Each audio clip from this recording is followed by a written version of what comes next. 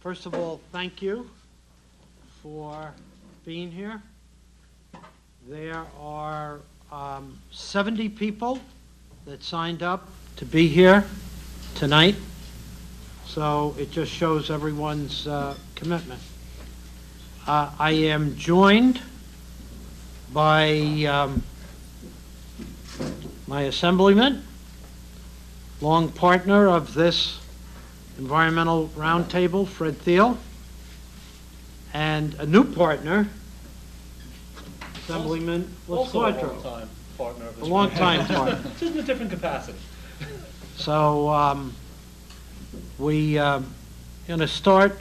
Fred, do you want to make some remarks? This roundtable has been very valuable in the past. I don't think there's been a single roundtable that we haven't come up with a few good ideas that have translated either into budget requests or legislation or administrative changes that have helped to protect the environment on the East End, and I suspect that this will be just as productive as those. I like this meeting for a lot of reasons, but it's one of the few meetings where I get to go these days where I know just about everybody in the room, and that's always a good sign. So I look forward again to your input, and I thank Senator LaValle for again sponsoring this forum. And although Dan and I have known each other for a long time, it's good to also be partnering with him in Albany now, and I look forward to the work that we will all do together, and not just those of us that are elected officials, but all of us that are here, the good work that we'll do for the environment. So, Senator, again, thank you for bringing us together. Before I introduce Dan, I just want to mention Bob Barris, who VVH, who has been here, I think, at all the environmental forums, and then allows word to go out into our local communities. Thanks, Bob, and WVVH. Thank you very much. Assemblyman Dan Losquadro. I know most of the people in the room here obviously have dealt with all of you for the past 7 years as a county legislator, and I'm very excited to be now in the capacity as state assemblyman, be able to work in a new level of government on many of the issues that are of concern to you. Was able to effectuate a great deal of change on the county level. Really restarted a land preservation program that had floundered for a period of time, and I'm looking forward really to working on the state level with all of you. And I think that's something that Assemblyman Thiele really hit right on the head. This is about working together. This forum that Senator LaValle facilitates each year allows us to share these ideas openly and really come up with some great piece of legislation and really effectuate that type of change. Why don't we start off, we always start off kind of with our state of the environment with our regional director, Peter Scully from D's. Notwithstanding the fact that we're battling a kind of a tough economy, I think we've gotten a lot of good things done here in your district in eastern Suffolk County. We're on the cusp now of coming to you to discuss a chapter amendment to the Pine Barrens Act, Article 57 of the Environmental Conservation Law, that's going to enhance protection of the Cormorants River. I'm sure that a lot of the stakeholders who participated in that process, Kevin McAllister and Dick Amper and Kevin McDonald, will be briefing you on that in greater detail. We have a lot of work ahead of us. Creating a plan is one thing and a lot of work, but making sure that the plan doesn't simply sit on a shelf and collect dust is the real challenge. So we have some work to do. At DEC, we've been continuing to work with all stakeholder groups on issues of importance out here. We've had some very successful enforcement efforts having to do with illegal solid waste activity that have gotten us some attention. We've been working closely with stakeholder groups on a new Long Island pesticide use management plan that was a high priority recommendation of the Peconic Estuary Comprehensive Conservation and Management Plan, and we're working now with a technical advisory committee and over 100 stakeholders to bring that plan to fruition. It's been a long time coming. We're looking forward to getting that done in 2011. We're also continue to work closely with Cornell Cooperative Extension and the communities of Shelter Island and Western Fire Island evaluate the use of four-poster tick-aside technology as an alternative to broadcast spraying of pesticide in our environment to address the tick problem that is plaguing portions of Suffolk County and causing health concerns. Those are some of the highlights of things that we're doing. I look forward to continuing to work with your office on the important issues that your staff brings to me. Thanks again. Yeah. Susan, you have been recognized, and I would like you to tell the greater group of the recognition that you will be receiving. I'd be happy to. I'm joining the ranks of many people at this table and many people who've been very helpful in the Dark Sky effort. I've been awarded Environmentalist of the Year from the Long Island Sierra Club. So thank you. One idea that comes out of the Peconic Estuary conference that was had in September, and then more recently right out of the Carmen's River exercise that I will let others speak to because it's their story to tell, is that there will need to be a state bill introduced that will allow towns to create water quality improvement districts, which allows towns and or villages to finance the creation of a financing mechanism, to finance the means by which upgrades in septic systems and management of individuals' properties to maximize environmental benefits and minimize existing sort of suburban-like impacts to water quality and surface water. And this is modeled after a program that that the state of Maryland runs that is paid partly out of rebates and partly out of what they finance. And after some preliminary investigation by Fred's office, it appears that the explicit authorization for towns to do that may not exist. And in an effort to make it clear so that any towns looking to implement this have a clear green light to proceed would be a good thing to do. And it doesn't cost a whole lot for the state legislature to do that, which is all the more reason why it should be relatively easy to do. So that's one. The second is, everybody understands it's a tough budget year in Albany. The Environmental Protection Fund is just about 1/2 the size it was only a few years ago. Now that you're in the majority, it should be easier for you and the Long Island 9 to make sure that the Environmental Protection Fund is forcefully defended from the interest of Long Island. I don't know how to say that nice, so I just thought I would lay it out directly. I know, well, I know, but I didn't know how else to say it, so I just might as well be direct. But we mean it in a loving and supportive way, not as anything other than that. And then the only I'm sorry, I should stop there. Thank you very much. It will be interesting, and I just tell you to make sure that the executive is working with us, because, as you know, the governor's position is that we need to consolidate governments. We got all these districts and multiplicity of districts, etc. So, and I always chuckle when I hear that, because we here on the island have created a lot of the special districts over the many years. Thank you, Senator. I'm going to probably change course a little slightly for, I guess, the Baykeeper. I want to speak to you about the Sea Level Rise Task Force and the good work that they've done. Okay. Certainly state-generated. I think there's a real disconnect relative to Long Island and the communities or the municipal governments here. We're seeing it play out in the newspapers with respect to storm events. I live very close to the coast, and there's a road that Dune Road's flooded every 2 weeks. That 10, 15 years ago wasn't the case. So the evidence of sea level rise is clearly there. The task force has projected a rise of 2 to 5 inches by the 2020s, and I think up to 14 inches by turn of the century. So this is an imminent threat. What I'm seeing play out, and I'm certainly encouraging, I guess, the townships to really start talking about this together, so there's a kind of a unified approach to this crisis, if you will. The last thing we want to see is ultimately a response that leads to the hardening of our shorelines.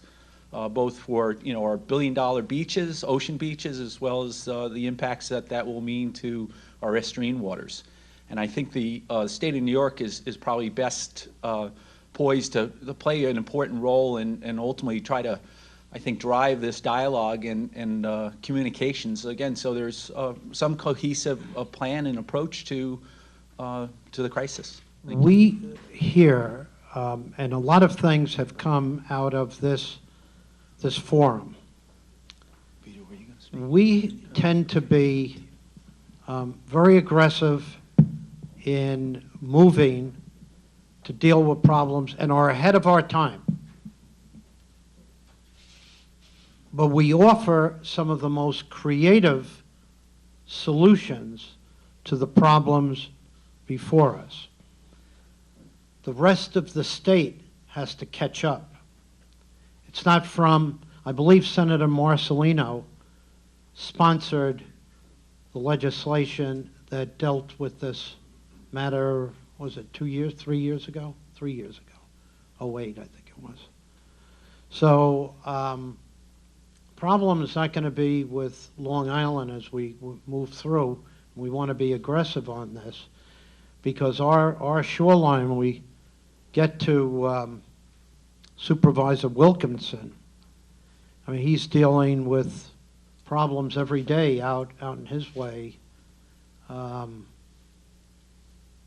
with pieces of land just disappearing.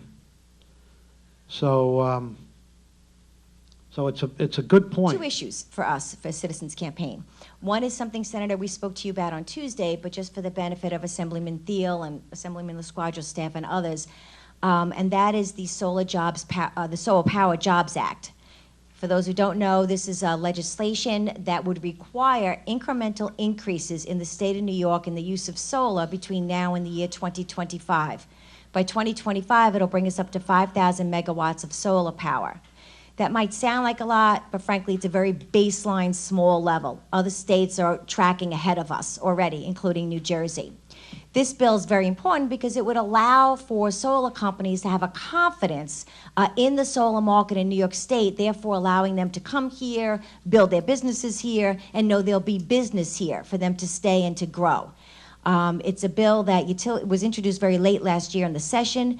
Utility companies opposed it. We want a Senate and Assembly members to tell them no, we support it. They're saying that, look, if we have to use a little more solar, it's going to increase electricity rates. And for here on Long Island, we would like to say what increases electricity rates are, for instance, $231 million in overcharges for, monies that is in lost power, and they didn't realize it, and they're sorry, but it's minuscule, payback in 3 years. So we think there are other things LIPA can do, including refinance the $6.8 billion in debt, and other options. So we need to transform our energy policy to help with the global climate change and sea level rise issue, and increasing solar is clearly one substantive way to do that. The other issue I wanted to just raise, and this is for Legislator Ed Romaine, and I'm hoping it'll be emulated and duplicated by the state, but about a week ago, there was legislation introduced into the Suffolk County Legislature that would require health care facilities such as hospitals, long-term care facilities, hospices, to have a safe disposal plan for unwanted and unused pharmaceutical drugs. Many of us around the table know that when these drugs are disposed of, whether it's down the sink or flushed, they end up in groundwater and they end up in surface waters and bays and estuaries. Early science tells us not a very good idea. And what we don't know can hurt us. They can be safely disposed of, whether it's through incineration or other means. We need to take them out of the waste stream, properly dispose of them. There'll be a public hearing on this legislation for the county on March 8th. We really hope and need your support, and I think it's something the state could do too. The EPA's guidance document is to safely dispose of them and not to, it's called crush and flush, not to crush them and flush them any longer, even though they used to tell you to do that. Now they finally realize that's a bad idea. So all the bill does, it requires them to have a plan that they submit to the health department once a year. It doesn't require them to do anything crazy. Some have said, well, it's going to cost money. And so our response to that is, well, it costs money to safely dispose of the biohazards and their radioactive waste and all those other things too. There's a real, I think, need to deal with this as a real issue now before it gets worse. Thank One you. of the things you didn't mention that was very on your list of things that was critically important was the sewering piece. Yes. Had a price tag of 430 some odd million. But several of the legislators, senators, made a comment, said, you know what's important on that list? And they pointed to the sewer piece. This goes to something our baykeeper has worked on and talked about the importance. I mean, I think it goes beyond what Kevin talked about, but it really is a critical piece. Now, no one wants to talk about it because of the... Oh, I talk about it all the time. Sewers. Oh, but it's... So I just wanted you to know that from the senator's point, that was a... Great. was very, very important. Well, thank you for that feedback. Okay. I think Yeah. Assembly? Just on the pharmaceutical, I mean, there was a bill introduced in Albany on that very topic last year. I was a co-sponsor of it. I'll have to look and see if it's been reintroduced yet this year. I don't think it was the same thing. I'm sorry. It definitely was not the same thing. And I don't, actually, we did some research. There's no guidance document in the state of New York. No, I'm telling you, I didn't say it passed. I said it was introduced last year. So there is legislation out there. I'd like to look at it. Yeah. I wrote the county's bill, so I'd like to look at that one. Okay, I'll get a copy of it for you. Thank you very much. I'm Bill Wilkinson, and excuse the voice, I'm going through a little bit of a cold today.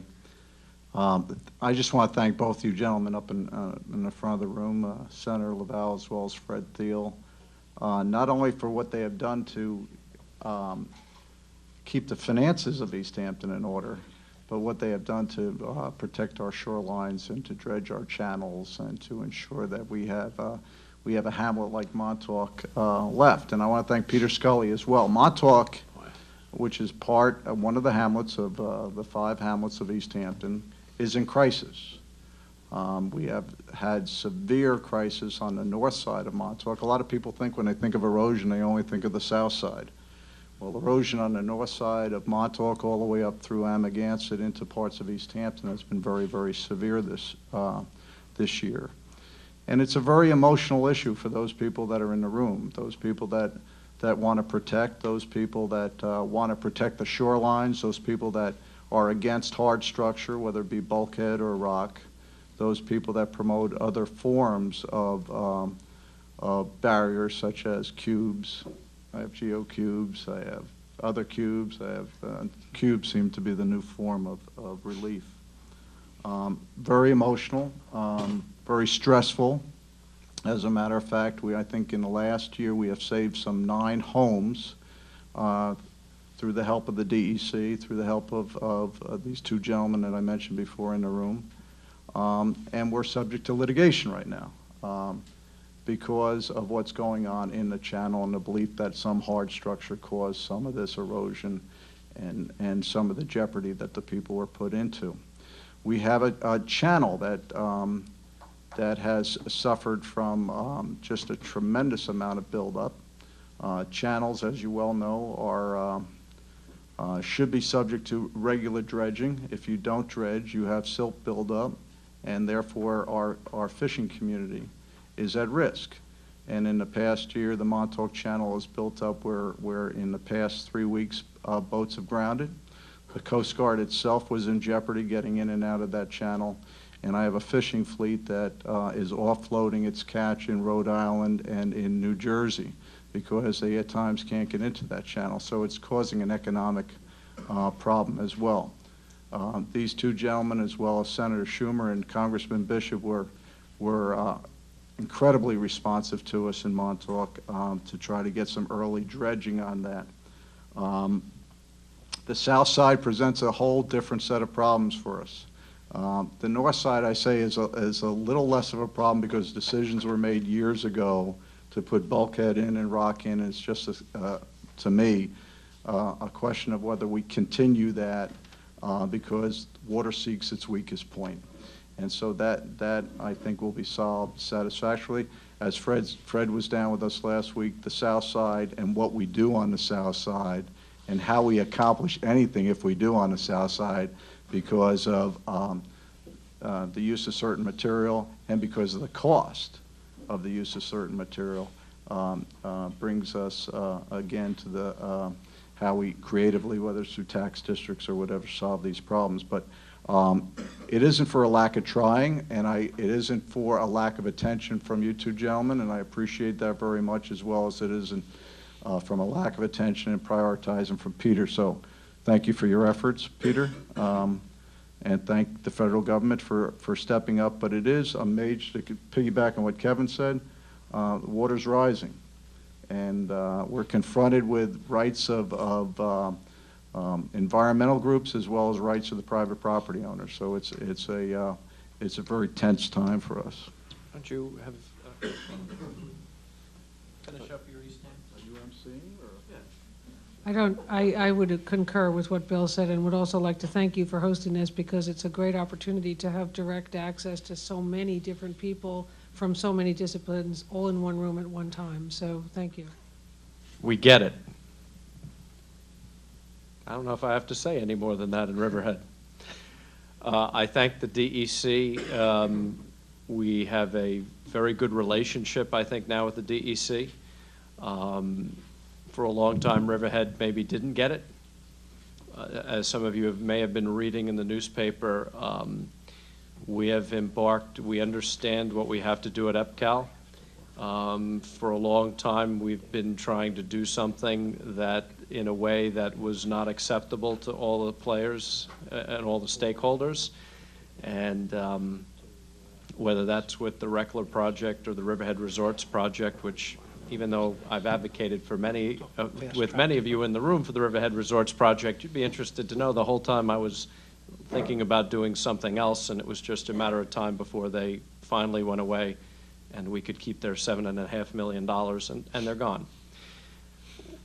Some are going to be critical. The town of Riverhead has embarked on a project with Terry Elkowitz's firm, VHB.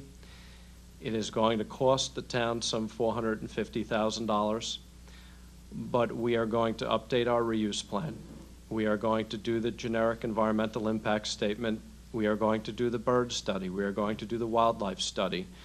We are going to subdivide the property. We are going to put the property in a position that it is marketable. But we're all going to do this with all of the stakeholders, whether it's Supervisor Lesko, who I heard from many people from Ridge, who I think are over here someplace, in our neighboring town, or the DEC, or the Nature Conservancy, or the Pine Barrens Society. You're all going to be part of the process, because at the end of the process, I think that everyone in this room would agree that there should be, well, I don't want to put words in people's mouths, but I think most everybody in this room would agree that there are portions of that property that should be developed for economic development, and there are portions of that property that are affected by tiger salamanders or whatever, we don't know, that need to be preserved.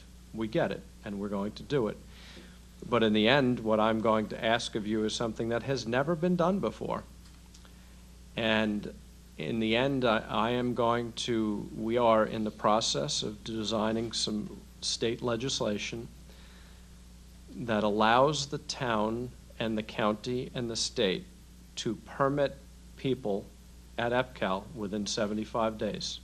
Now, you're all going to be scared of that, but it's not going to be that scary, because what we're going to do is define in the plans we're writing right now the maximum extent of what you can construct within a defined set of development criteria. And you're all going to have a process, you're all going to have part of that process, and we all may not agree, but in the end we will come up with something that is acceptable to all, much like the Pine Barrens Act. And then this group it is not a state authority, so don't ever use that word associated with me. This entity that we design will have the stakeholders, it will have the town, and it will have the county and the state. And when you come in with your project that meets the defined set of development criteria, the goal is within 75 days you get your permit. It is a massive undertaking. I'm not aware that it's ever been done like this in New York State, but it has to be done. We can't even compete with Massachusetts. So I look forward to working with every one of you, and please don't beat us over the head with the frying pan anymore. We get it. Hopefully, we can get through the Carmen's River, and Supervisor Lesko, I'm sure, is going to talk about that. If we can get through that pretty quickly, we could then begin. Same process I talked about with the Pine Barrens, to put all the stakeholders together and go through it line by line, word by word, and see if how far we can get this session. But certainly, as quickly as possible, we would like to begin a process. And everyone will sit there, and everyone will have, of the stakeholders, will have their input. All right. So I think it's, I think you were very magnanimous to say Riverhead gets it. No, I think that's important to people here, to have that being said in a public forum.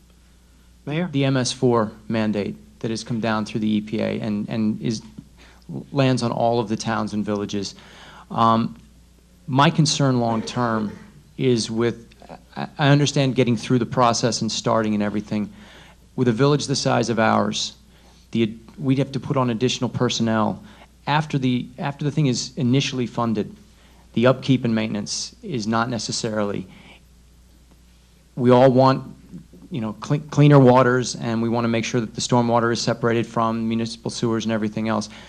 Our concern in a small village of 2,400 people is that we don't necessarily have the funding to do this. While we want to do it, we don't necessarily have all of the funding. There are ways, potentially, and I believe the DEC is already working on this with other groups, of collaboration of design. The village and South Old Town, Shelter Island, Riverhead have very similar terrains. If the village could make use of already designed road end technologies rather than doing our own design and having it approved, if we could streamline that process. Again, I understand some of this may already be in the works, but that'd be extremely helpful to communities of our size. The other thing I'd like to touch on, we have the same issue that Mr. Wilkinson does with dredging.